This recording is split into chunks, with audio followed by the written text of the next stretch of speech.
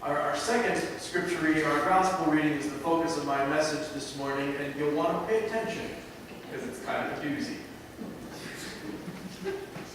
That's a theological term. Comes from the gospel according to Mark, the 7th chapter. From there, Jesus set out and went away to the region of Tyre. He entered a house and did not want anyone to know that he was there, yet he could not escape notice.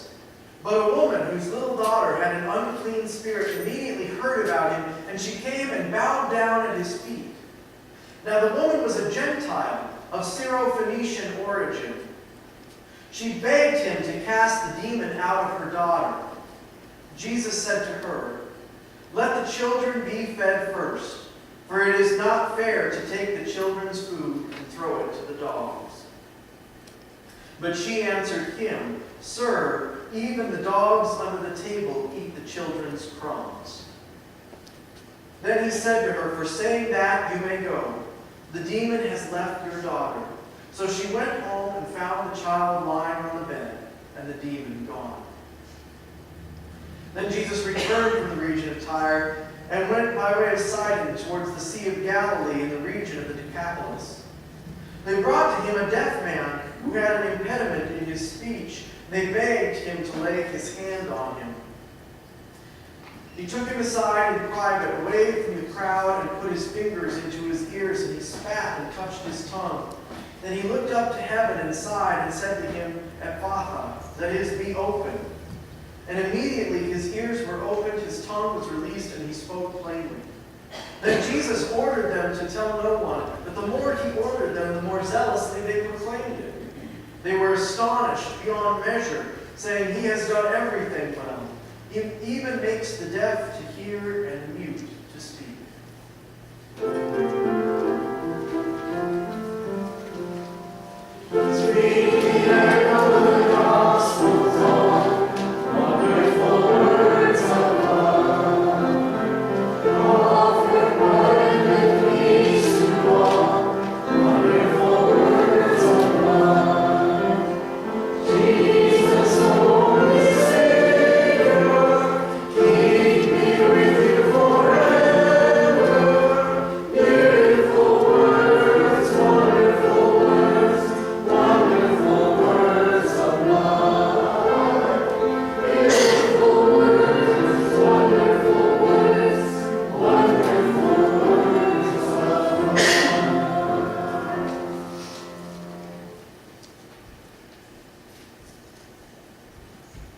Sisters and brothers, grace and peace to you all in the name of our still speaking God, who loves us just the way that we are and who loves us too much to let us stay that way.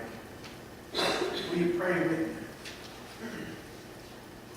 May these words of my mouth, may the meditations of all of our hearts be pleasing in your sight, O God, for it is you and you alone who is our rock and our Redeemer. Amen.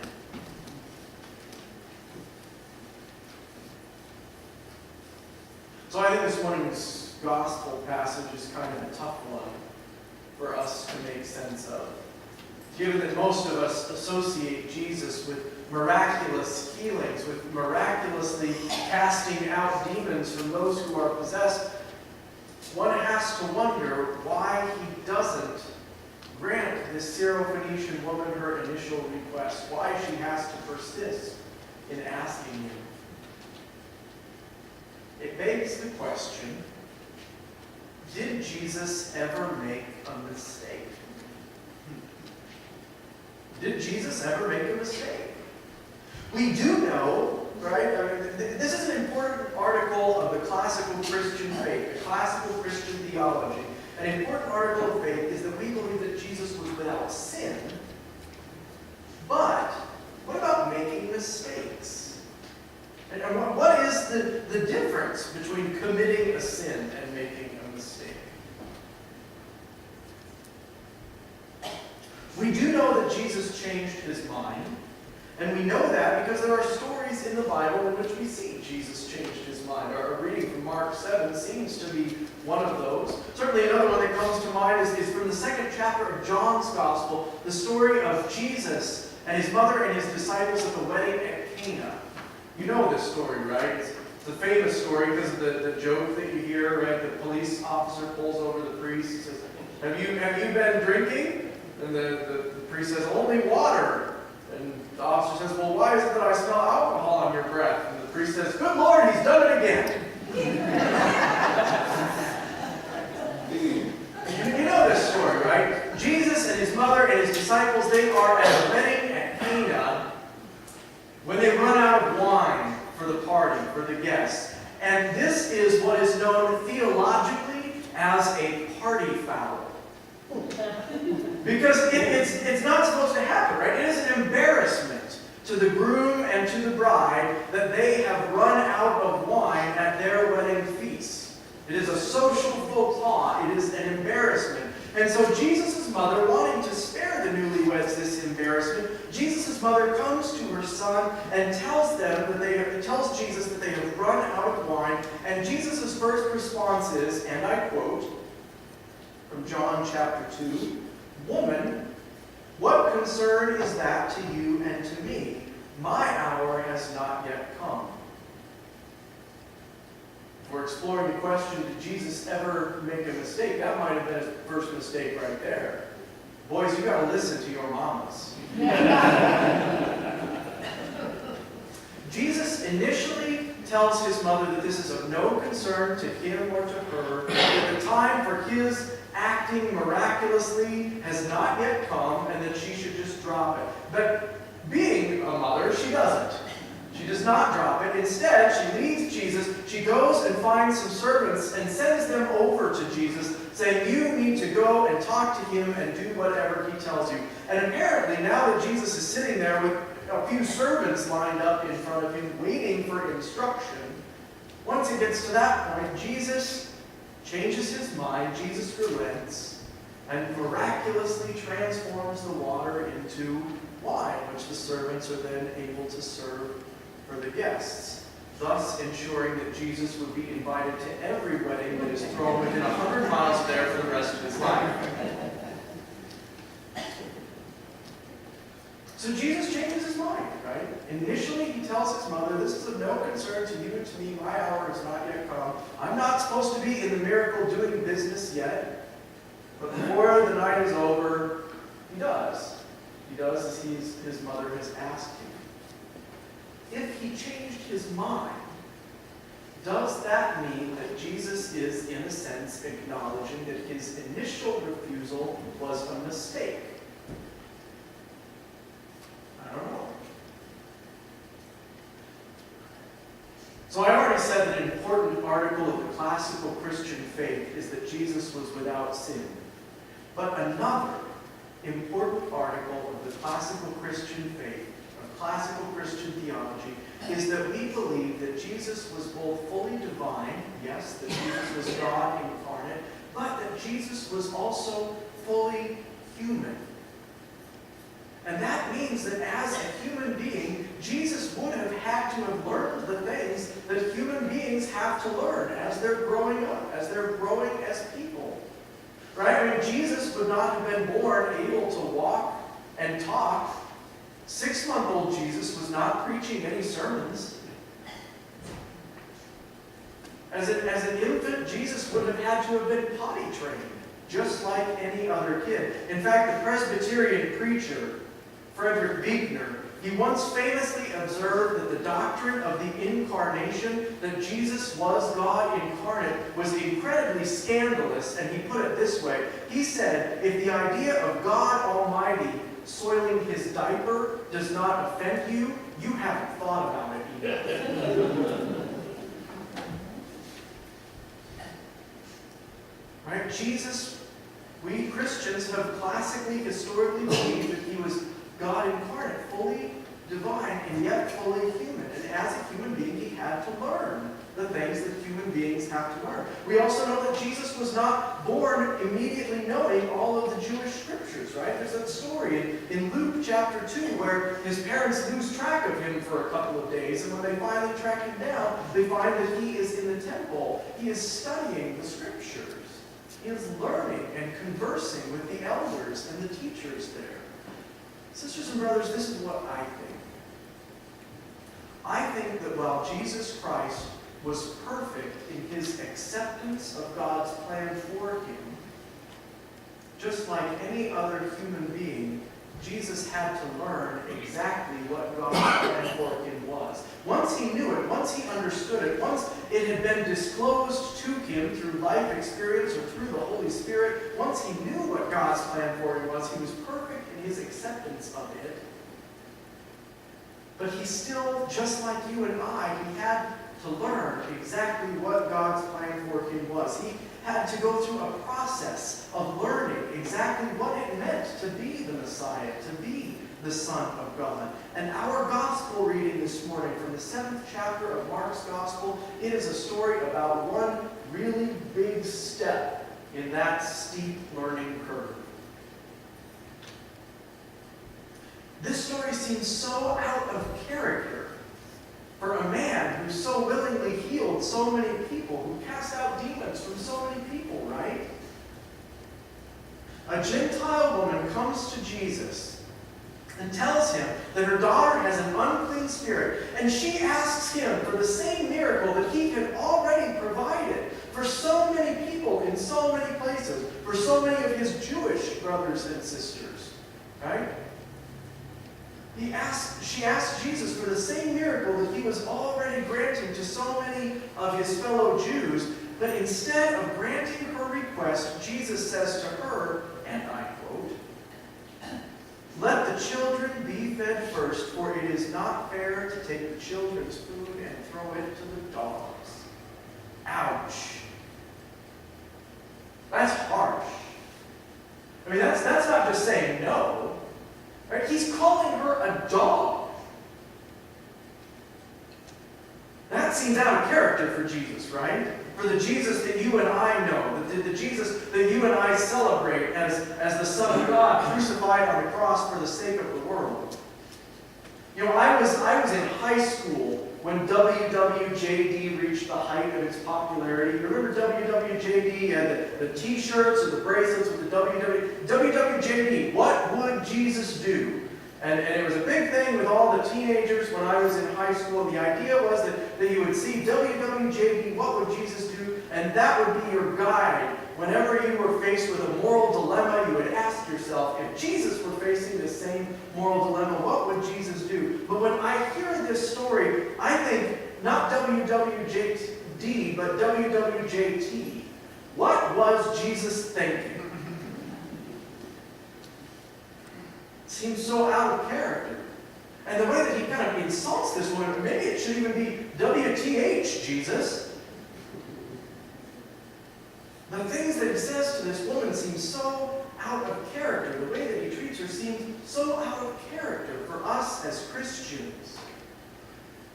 But sisters and brothers, you've got to remember that although this behavior might seem out of character to us, although calling a woman who's just trying to get healing for her daughter a dog, that might seem offensive to us,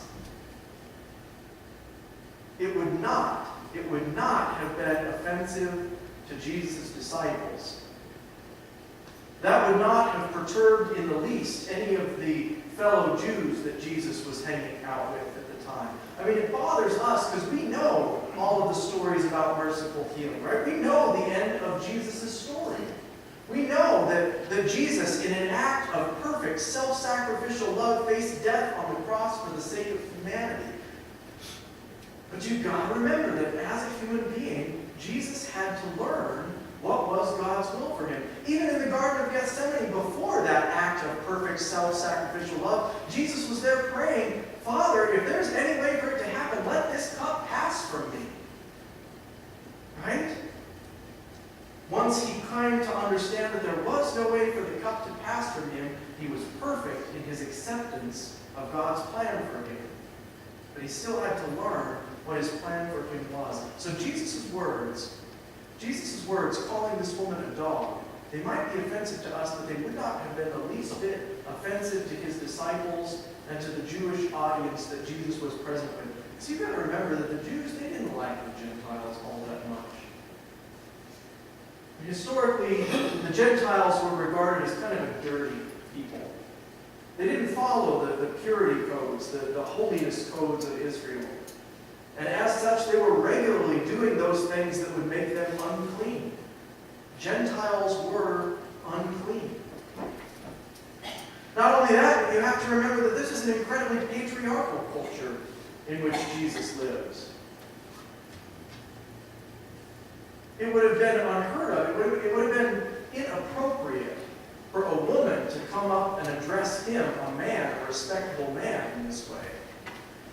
Right, so when we look at this from the perspective of Jesus' Jewish contemporaries, the offense here would have been that a Gentile woman had the audacity to come to speak to him directly. That they would have found offensive. Jesus' response to her, that they wouldn't have found offensive in the least. That would have been par for the course for how a Jewish man ought to treat a Gentile woman who addressed him in that way in public. You know, that's the thing about cultural attitudes, about biases, about racism. When you're surrounded by it, you don't even notice it.